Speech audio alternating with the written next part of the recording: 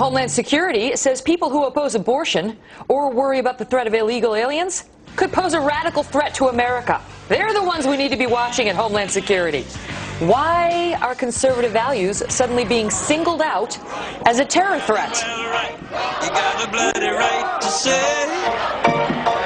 right, you're bloody well right. You know you got a right to say, you're bloody well right. You know you're right to say. Report from the Department of Homeland Security sent to law enforcement agencies across the country warning about the potential for an increase in right-wing extremist activity.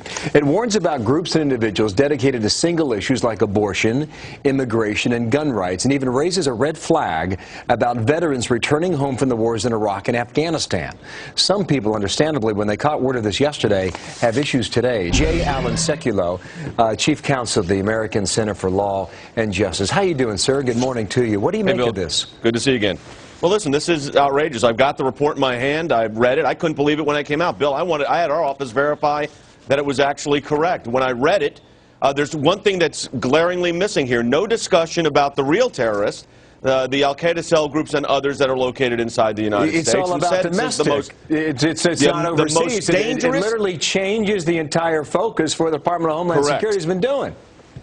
Correct. And it says domestic terrorists, the most dangerous are single-issue domestic terrorists. And as you said, that includes pro-lifers, that includes people concerned about the issue of immigration, and returning what they call radicalized veterans from the Iraq and Gulf War. Interestingly, the whole article, the whole assessment, as they called it, is entitled Right-Wing Extremism, Radicalization, and Recruitment. I want to tell the Department of Homeland Security, do us all a favor, catch the real terrorists. Don't worry about the grandmother on the street corner holding up a pro-life sign or some guy that legally goes in and buys a gun for hunting.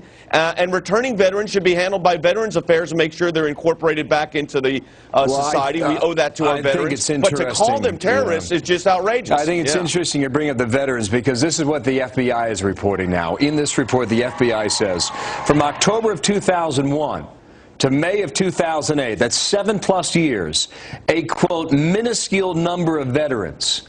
Out of 23,000 coming home, how many are said to be linked to some right-wing radical group? 203. That's the number they're going off of. Yeah, and there was one abortion violent act, and the guy wasn't pro-life. It was Eric Wayne Rudolph 14 years ago. Here's the problem with this. This is the direction. The message needs to be very clear here. The Obama administration here under Department of Homeland Security has allowed a new regime to come into place that basically says this.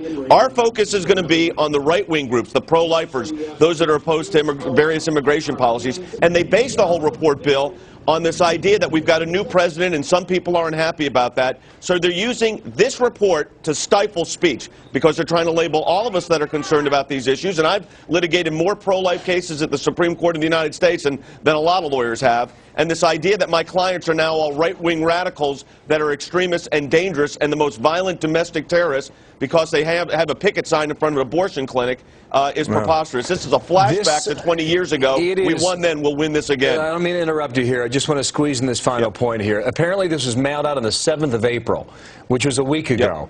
Now you take a look at what's happening across the country today. People are gathering in public places to protest big government without making a firm link to it. Is it possible? There's a connection. This report comes out a week before it happens? Look, it's a single issue. A lot of the media, of course, Fox is doing a great job of covering it. A lot of the media is ignoring what's going to be a huge event today all over the country. My own son's speaking at one of them in New York City. And I'll tell you this. They are focusing on single issue. They're going to say tax reform is a single issue. These are right-wing extremists. You've got some states that have issued reports saying, look at the people's bumper stickers on their cars and make a determination on terrorism there. The message we need is to be sending back to DHS, Department of Homeland Security, and I did a lot of work on the Patriot Act when John Ashcroft was the Attorney General. The message needs to be, do us all a favor, get the terrorists that are trying to harm the country, not the grandmother holding the sign in front of the abortion clinic. From Nashville, thank you, Jay, for coming in today. Thanks, Bill. All right, 20 minutes past. Megan is coming.